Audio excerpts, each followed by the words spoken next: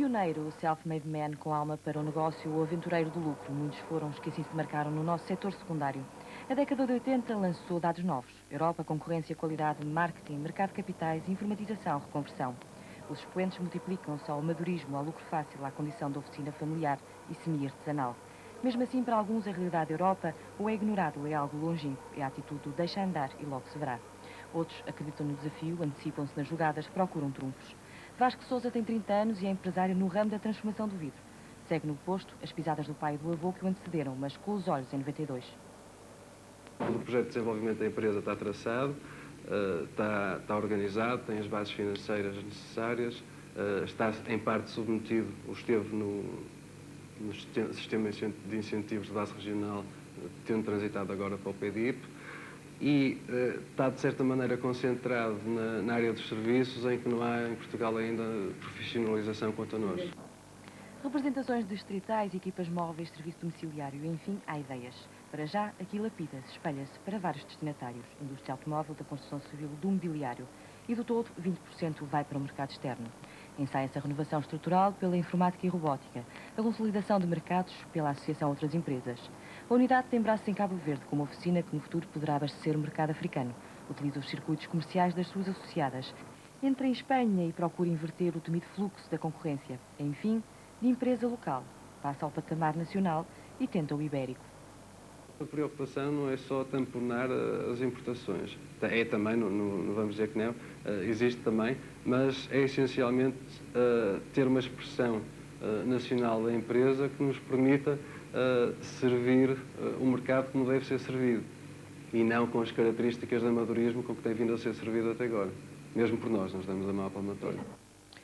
No caminho da renovação e da Europa 92 estão a revolução de mentalidades, financiamentos e programas comunitários como o PEDIP, o programa específico para desenvolvimento da indústria portuguesa ou 400 milhões de contos para viver em concorrência. Este o mote no meio empresarial. Que respostas? Vindas de quem? Questões ainda difíceis de responder. Numa amostragem, fica, no entanto, o panorama de uma das componentes da têxtil, o vestuário.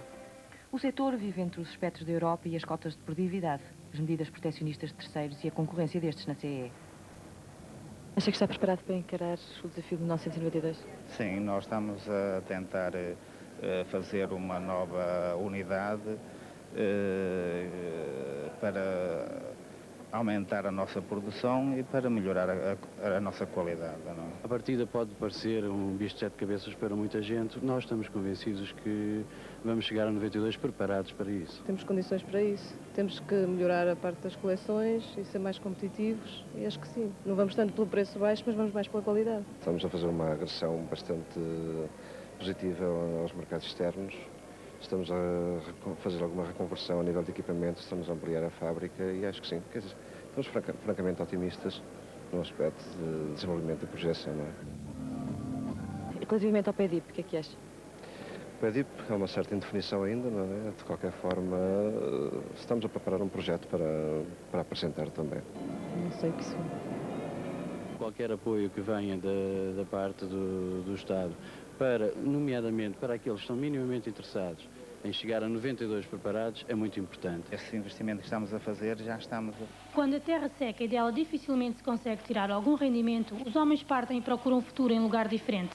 Nesta região do Baixo Alentejo, o concelho de Mértola, desde há 40 anos que os mais novos se vão daqui embora. Havia aqui muita gente e toda a gente semeava, mas era mais miséria que o que é hoje. E porquê que as pessoas foram embora? Agora foram à busca do futuro dos filhos, alguns que se foram embora daqui, os filhos hoje já estão bem, uns são adugados, outros são, que acontece no Meus Irmãos, que a gente éramos 8.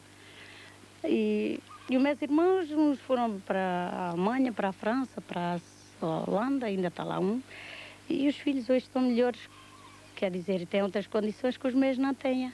A desertificação dos solos traz a desertificação humana. Esta é hoje uma ameaça que paira sobre parte do Alentejo, sobretudo na sua zona xistosa. As primeiras águas do outono deram cor a estes terrenos, mas efetivamente trata-se de uma ilusão. Estas são terras degradadas. Nesta zona, já por si, há uma carência natural de recursos hídricos e, por outro lado, tem-se verificado uma incorreta utilização do solo. Em Portugal, foram nesta década criadas algumas leis que visam a correta utilização dos recursos naturais. A dificuldade está agora em aplicá-las. Veja-se o caso do eucalipto e da Serra de Portel. Está sem água porque os eucaliptos captaram a água toda. Há quantos anos é que isto está assim, o senhor lembra-se? Diz já há cerca de uns 18 anos, 17, 18 anos que elas estão. Desde que plantaram os eucaliptos. E o senhor, portanto, é aqui de perto? De que sítio é que é? Sim, sou aqui da Amieira. E na Amieira sente-se este problema da falta de água ou não? Pois, olha, é o que está a ver. O eucalipto não faz parte da flora natural da Serra de Portelo, mas a eucaliptação destes montes, com todos os prejuízos inerentes, é hoje uma realidade.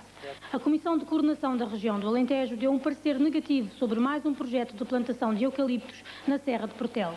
Qual é que é a área neste momento de plantação de eucalipto aqui na Serra de Portelo? Portanto, segundo um estudo efetuado cerca de 3 anos, talvez, pelo então Ministério da Qualidade de Vida, estima-se em cerca de 4.000 hectares. De certeza que neste momento a situação é diferente porque já houve plantações posteriores. Portanto, digamos que esses grandes interesses económicos não têm até o momento grande significado. A mais-valia produzida pela produção do eucalipto e da pasta do papel não fica no Conselho, que é efetivamente quem sofre as consequências dessa plantação. Portanto, as consequências extremamente negativas. A mais-valia fica em Lisboa, que é onde a empresa tem a sede social, efetivamente. A apicultura é uma das mais fortes aptidões agrícolas da Serra, tal como o pastoreio, a caça e os cogumelos. Assumir a preferência destas culturas em desfavor do eucalipto não será nunca fácil, mas os riscos estão à vista. A ameaça da desertificação só é uma ideia vaga para os que vivem longe destas paragens. Desertificação, uma preocupação que, a par de outras, parece tornar hoje indiscutível a necessidade de se aumentar a produção florestal portuguesa em termos economicamente competitivos. Medidas nesse sentido foram recentemente decididas pelo Governo ao aprovar um pacote legislativo para o setor que contempla também a conservação e a valorização do património florestal. O Jornal de Sábado apurou que, na sequência daquelas medidas, o Governo se prepara para levar ao Parlamento uma proposta de lei-quadro do ordenamento das culturas florestais. Com o objetivo de atualizar medidas já existentes e de introduzir outras de concepção inovadora, o Governo aprovou recentemente o pacote legislativo no domínio florestal. Na base destas decisões esteve a intenção de definir um quadro de referência do que hoje constitui a política florestal do país. Pretende-se aumentar a produção florestal em termos economicamente competitivos, conservar o património florestal, otimizando as influências ambientais respectivas e valorizar esse património florestal através da melhoria da qualidade dos produtos e serviços. Para o próximo ano, o Governo pretende promover a atualização da legislação relativa ao regime florestal. O Jornal de Sábado apurou que o Governo pretende ainda levar ao Parlamento um projeto de lei-quadro do ordenamento das culturas florestais em Portugal. O Governo parece assim apostar na importância cada vez maior da indústria florestal no conjunto da indústria transformadora. O nível da sua contribuição para a redução do déficit da balança comercial portuguesa e o consequente reconhecimento oficial da importância do setor são os elementos base para admitir a existência de perspectivas interessantes a curto e médio prazo. A Europa, no seu conjunto, vai continuar deficitária em produtos florestais, o que, por si só, significa que se abrem nos próximos anos boas oportunidades para a indústria florestal portuguesa, indústria que poderá conhecer um incremento significativo das suas exportações. No mercado interno, o panorama é idêntico, prevendo-se um crescimento igualmente significativo do consumo dos produtos florestais. Fator favorável para o setor é o considerável nível de especialização da mão de obra portuguesa. Nos nossos estúdios do Porto está o Secretário de Estado da Agricultura. Boa noite, Dr. Álvaro Amar. Eu gostava de colocar uma primeira questão, se o Governo considera que a política de ordenamento florestal português está-se a zero. A política de ordenamento florestal é evidente que é uma política de tal maneira importante e que o Governo lhe reconheceu importância desde logo quando decidiu aprovar o pacote florestal, onde claramente apontou essa mesma importância, tal como ouvimos e vimos na reportagem, em relação à valorização e à conservação do património florestal. No entanto, o Governo tinha que aqui, face à importância que lhe atribui, entender como entendeu e mostrar, sem qualquer complexo, eu diria, de olhar a política florestal, atendendo à sua importância quer interna, quer no contexto internacional, quer no contexto comunitário, em relação a um conjunto de técnicas que deveria prever, em termos de legislação, quanto à plantação desta ou daquela espécie. De resto, era a maneira que entendemos mais adequada e cujos resultados já estão hoje à vista, são já inequívocos, em relação a um ordenamento florestal que queremos e que desejamos e que pensamos que é importante para o país. Doutor, eu penso que nas medidas que agora foram apontadas deverá estar encarado o combate a um dos grandes flagelos deste tempo relativo às florestas, que é o fogo. Como é que vai ser combatido, de facto, eficazmente, o fogo nas florestas?